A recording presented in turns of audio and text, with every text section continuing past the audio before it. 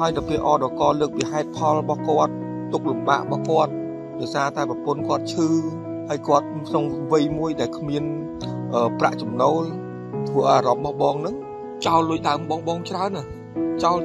ស្ទើរតែជាងពាក់កណ្ដាលចិត្តពាក់កណ្ដាលវិធីសាស្ត្រសម្រុះសម្រួលរបស់អដកធ្វើឲ្យលោកយ៉ងសុផាណារ៉ាព្រមបញ្ចប់វិវាទដោយកាត់បន្ថយបំណុលពាក់កណ្ដាលពីគូវិវាទលោកយ៉ងសុផាណារ៉ាជាភាគីកក្នុងសំណុំរឿងវិវាទពាក់ព័ន្ធនឹងកិច្ចសន្យាលក់ទិញដីមួយករណីនៅឯខេត្តកំពង់ឆ្នាំងលោកយ៉ងសុផាណារ៉ាបានឲ្យដឹងពីដើមចមនៃវិវាទនេះថាដំបូងឡើយភាគីខជំពាក់ប្រាក់ថ្លៃសម្ភារៈនិងខ្ចីប្រាក់ពីលោកកាលពីឆ្នាំ2022ដោយការនោះដើម្បីជាការទុកចិត្តគ្នាភាគីទាំងពីរបានធ្វើកិច្ចសន្យាទិញលក់ដីប៉ុន្តែដីនោះភាគីខសុំសិទ្ធិស្នាក់នៅបន្តរហូតអាចរកប្រាក់មកសងលោកយ៉ងសុផាណារ៉ាវិញលោកយ៉ងសុផាណារ៉ាបន្តថាចាប់តាំងពីឆ្នាំ2022មកឆ្លងកាត់ការសម្រុះសម្រួលនៅមូលដ្ឋាននិងតុលាការផងភាគីខនៅតែមិនអាចសងប្រាក់មកវិញតាមការសន្យាយ៉ាងណាមិញវិវាទដែលអូសបន្លាយពេល4ឆ្នាំជាងរបស់ភាគីទាំងពីរបានបញ្ចប់នៅអដកបន្ទាប់ពីលោកយ៉ងសុផាណារ៉ាយល់ព្រមកាត់បន្ថយបំណុលស្ទើរពាក់កណ្ដាលពីគូវិវាទយ៉ាងណាមិញដូចជារឿងបងដែលគាត់ជាពាក់បងរហូតដល់24លានជាងហើយដល់ពេលអដកលើកពីហេតុផលរបស់គាត់ទុកលំបាករបស់គាត់ដោយសារតែប្រពន្ធគាត់ឈឺហើយគាត់ក្នុងវ័យមួយដែលគ្មានប្រាក់ចំណូលធ្វើអារម្មណ៍របស់បងហ្នឹងចោលលុយដើមបងច្រើនណាចោលស្ទើរតែជាងពាក់កណ្ដាលចិត្តពាក់កណ្ដាលហើយដោយសារភាពអាណិតដែលមានការលើកឡើងពីអដកហ្នឹងបានបងសម្រេចចិត្តថាលុយបង24លានហ្នឹងបងយក11លានពីគាត់នេះគឺ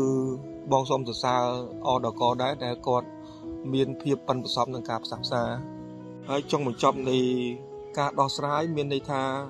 គ្រប់ភាគីដែលពាក់ព័ន្ធដូចជាខាងបងដែលជាដើមមិនដឹងហើយនឹងខាងគាត់ជាអ្នកចុងមិនដឹងគេអានកំណត់ហេតុនឹងឲ្យស្ដាប់ទាំងអស់គ្នាហើយកំណត់ហេតុនឹងនៅពេលដែលយើងទទួលយល់ព្រមថាអាចយកបានហើយយើងក៏ប្រមេដៃលើកំណត់ហេតុនឹងបន្ថែមពីការពេញចិត្តលើការសម្រុះសម្រួលរបស់មន្ត្រីអដកលោកយ៉ងសុផាណារ៉ាបន្តថាលោកមានទំនុកចិត្តខ្ពស់លើកំណត់ហេតុព្រមព្រៀងបញ្ចប់វិវាទរបស់អដក